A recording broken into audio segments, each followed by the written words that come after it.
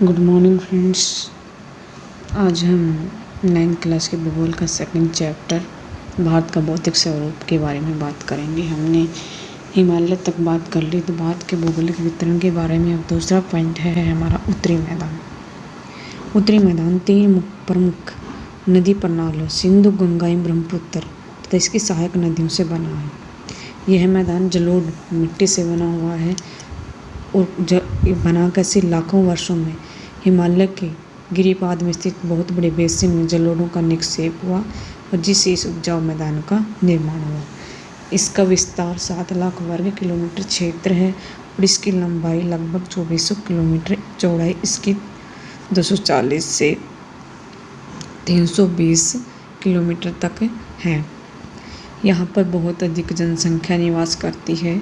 क्यों करती है? क्योंकि यहाँ की जो मिट्टी है, यहाँ पर पानी की पर्याप्त उपलब्धता है और जलवायु जो है वो कृषि के अनुकूल है।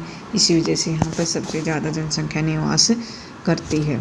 उत्तरी पर्वतों से आने वाली नदियाँ निक्षेपण कार्यों में लगी हैं और नदी के निचले भागों में ढाल कम होने के कारण यहाँ पर नदी की गति कम हो जाती है, जिससे यहाँ पर नदी द्वीपों का निर्माण होता है। ये नदियाँ अपने निचले भाग में गाद एकत्र हो जाने से अनेक धाराओं में बढ़ जाती हैं। जब कोई नदी जा रही होती है, मान लीजिए इस तरीके से, तो ये बह रही होती है, तो इसके आगे मिट्टी आ जाती है, तो ये अनेक धाराओं में बढ़ जाती है। तो ये धाराएं क्या कहलाती हैं? ये धाराएं क्या कहलाती हैं? धाराएं वितरिका कहलाती हैं। क्या आप जानते हैं एक महत्वपूर्ण बात यहाँ पर है, दो आब का अर्थ है दो नदियों के बीच का भाग। जब दो नदियाँ जाकर आकर मिलते हैं वो दो आब कहलाता है। दो शब्दों से मिलकर बना है। दो का अर्थ आब, दो तथा आब अर्थात पानी। इसी प्रकार पंजाब भी 2 शब्दों से मिलकर बना है। पंज मतलब 5, आब का अर्थ है पानी। 5 नदियों से यहाँ आकर के मिलती है। उत्तरी मैदान के मोटे तौर पर उत्तरी मैदान को जो है वो 3 वर्गों में विभाजित किया गया है। उत्तरी मैदान के पश्चिमी भाग को क्या कहा जाता है? पंजाब का मैदान कहा जाता है और इसकी सहायक नदियों के द्वारा बनाए गए इस मैदान का बहुत बड़ा भाग पाकिस्तान में स्थित है। देखिए ये इधर है हमारा का मैप है। इधर दक्कन का पठार, दक्कन के पठार में इसने कही थी, इधर कैमूर की पहाड़ियाँ और महादेव की पहाड़ियाँ इस तरफ दिखाई गई थी पूर्व की तरफ, और इसके ऊपर उत्तर में सतपुड़ा और विंध्य की पहाड़ियाँ हैं।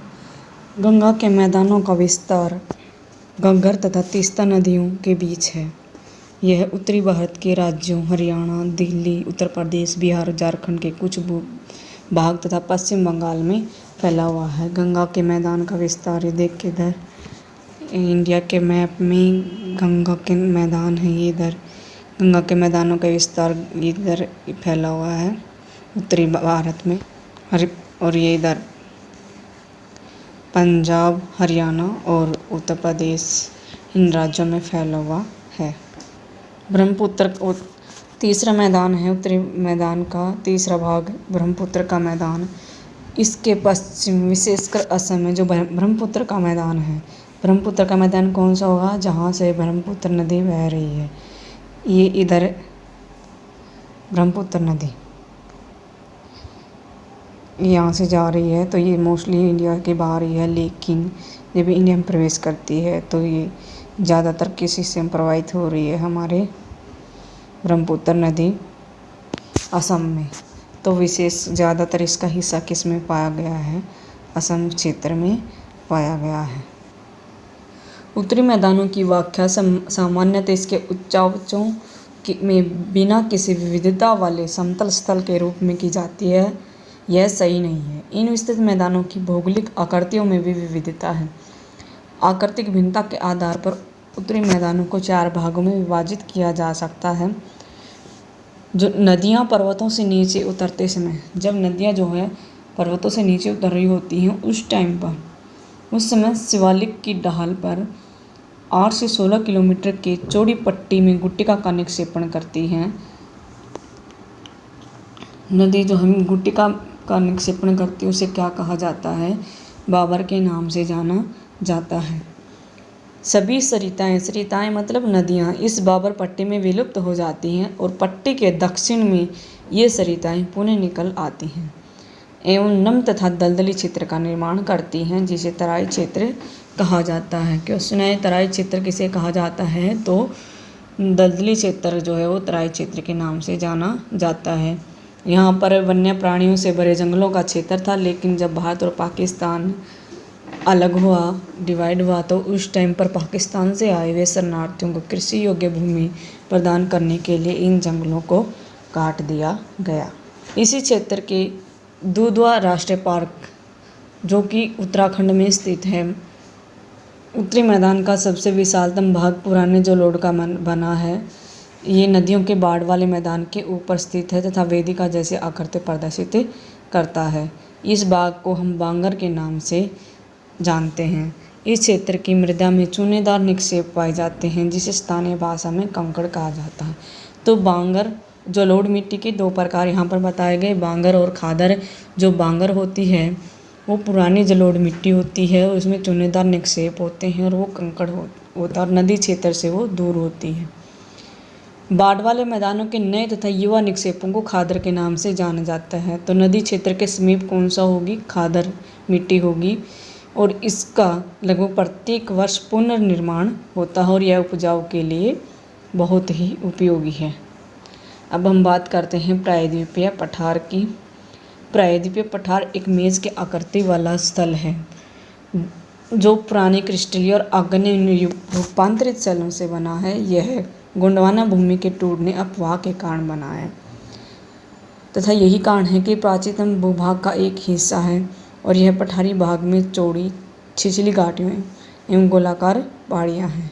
इस पठार के मुख्यतः दो भाग हैं, दो भागों में इसको डिवाइड किया गया है, मध्य उच्च भूमि और दक्कन का पठार। जो मध्य उच्च भूमि है नर्मदा नदी के उत्तर में प्रायद्वीप का वह भाग जो मालवा के पठार के अधिकतर भागों पर फैला है वो मध्य उच्च भूमि के नाम से जाना जाता है। जैसे कि ये मालवा का पठार जो है ये किसके नाम से जाना जाता है, मध्य उच्च भूमि के नाम से जाना जाता है।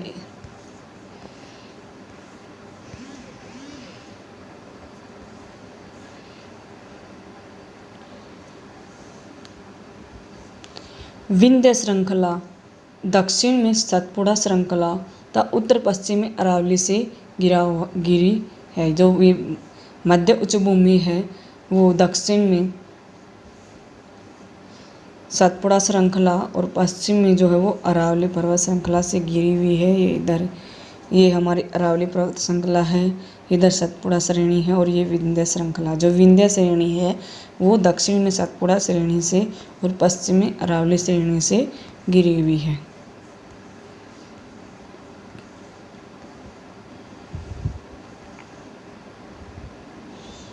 पश्चिम में यह धीरे धीरे राजस्थान के बलवी तथा पथरीले मरुस्थल में मिल जाता और इस क्षेत्र में बहने वाली नदियाँ राजस्थानी इलाके में जो नदियाँ बह रही हैं मरुस्थलीय क्षेत्र में, पेपर में क्वेश्चन आ सकता है कि मरुस्थल क्षेत्र में बहने वाली नदियाँ, यहाँ नदियाँ चंबल सिंध बेतवा केंद्र दक्षिण पश्चिम के उत्तर पूर्व की ओर जो मध्य उच्च भूमि में बह रही होती हैं वो नदियाँ हैं।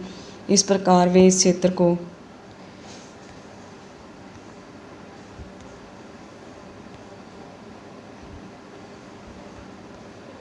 वे इस क्षेत्र की ढाल को दर्शाती हैं। मध्य उच्च भूमि पश्चिम में चौड़ी लेकिन पूर्व में संकीर्ण है।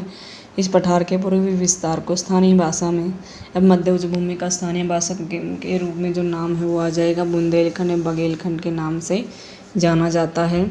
और इसके पूर्व के विस्तार को दामोदर नदी द्वारा अपवाहित छोटा नागपुर पठार प्रदर्शित करता है। अब हम बात करते हैं दक्कन के पठार की। दक्कन का पठार एक त्रिभुजाकार भूभाग है जो नर्मदा नदी के दक्षिण में स्थित है। उत्तर में इसके चौड़े आधार पर सतपुड़ा की श्रेणियाँ हैं।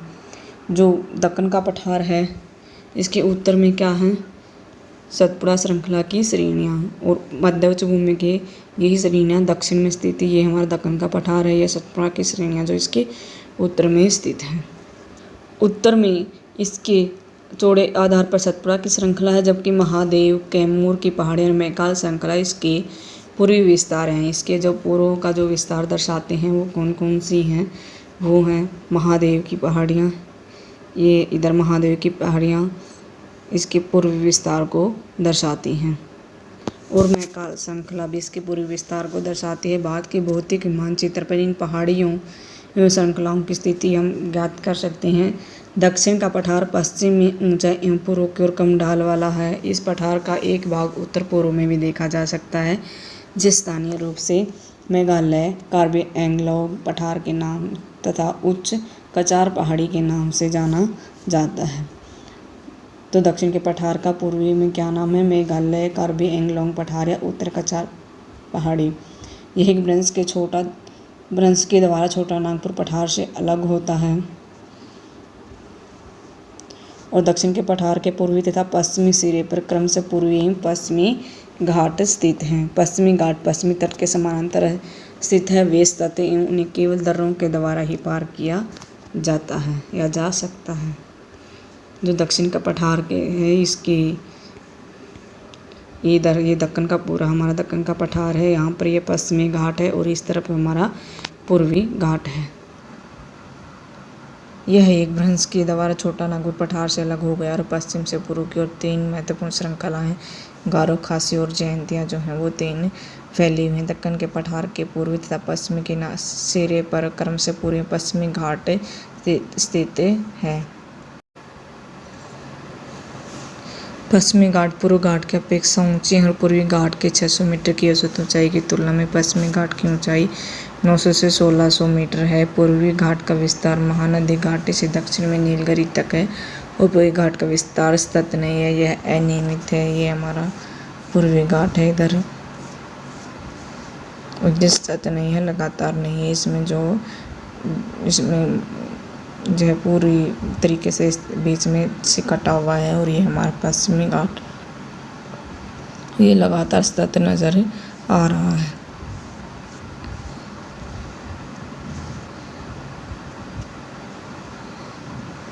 ये अनियमित है। बंगाल की खाड़ी में गिरने वाली नदियों ने इनको काट दिया है। पश्चिमी घाट में पर्वतीय वर्षा होती है और यह वर्षा घाट के पश्चिमी डाल पर आर्द्र हवा से टकराकर ऊपर उठने के कारण होती है। पश्चिमी घाट की ऊंचाई उत्तर से दक्षिण की ओर बढ़ती जाती है। इस भाग के शिखर ऊंचे हैं, जैसे कि अन्नामुडई, डोडा बेटा इसके मेन है। पूर्वी घाट का सबसे ऊंचा शिखर है, इसका नाम क्या है? महेंद्रगिरी। पूर्वी घाट के दक्षिण पश्चिम में शिवराय और जावेडी की पहाड़ियां हैं। उडगम मंडलम, जिसे ऊटी के नाम से जाना जाता है, तथा कोडाईकनाल जैसे प्रसिद्ध पहाड़ी नगरों की स्थिति हमें ज्ञात करनी है। प्रायद्वीपीय पठार की विशेषता यहाँ पाई जाने वाली काली मृदा है, जिसे दक्कन ट्रेप के नाम से जाना जाता है। क्वेश्चन आ सकता है दक्कन ट्रेप क्या है? जो प्रायद्वीपीय पठार में पाई जाने वाली काली मिट्टी, इसको क्या कहा जाता है? दक्कन ट्रेप। इसकी उत्पत्ति ज्वालामुखी से हुई थी। ज्वालामुखी इसलिए इसके शैल आकर्षण है। वास्तव में इन शैलों का निर्माण समय के साथ अपरदन हुआ, जिससे काली मिट्टी का निर्माण हुआ। अरावली की पहाड़ियाँ प्रायद्वीपीय पठार के पश्चिमी और उत्तर पश्चिमी किनारे पर स्थित हैं। ये बहुत अधिक अपर्दित खंडित पहाड़ियाँ हैं। ये गुजरात से लेकर दिल्ली तक दक्षिण पश्चिम और उत्तर पूर्व दिशा में फैली हुई हैं। ये देखिए अरावली की पहाड़ियाँ प्रायद्वीपीय पठार के उत्तर पश्चिम की तरफ फैली हुई हैं। ये हमारा पश्चिमी घाट जो स्थित है बंगाल, ये पूर्वी घाट जो नदियों के बहाव के कारण इसमें जो है वो बीच में से क्या हो गया, बीच में से इसकी मिट्टी कट गई है। ये अन्नामलाई और अन्नामुडी और कार्डेमम पहाड़ियाँ, ये इधर नीलगिरी पहाड़ियाँ दिखाई गई हैं। ये मालाबार तट और ये इधर कोरोमंडल तट और उत्तरी सरकार है, इसके भाग हैं। धन्यवाद।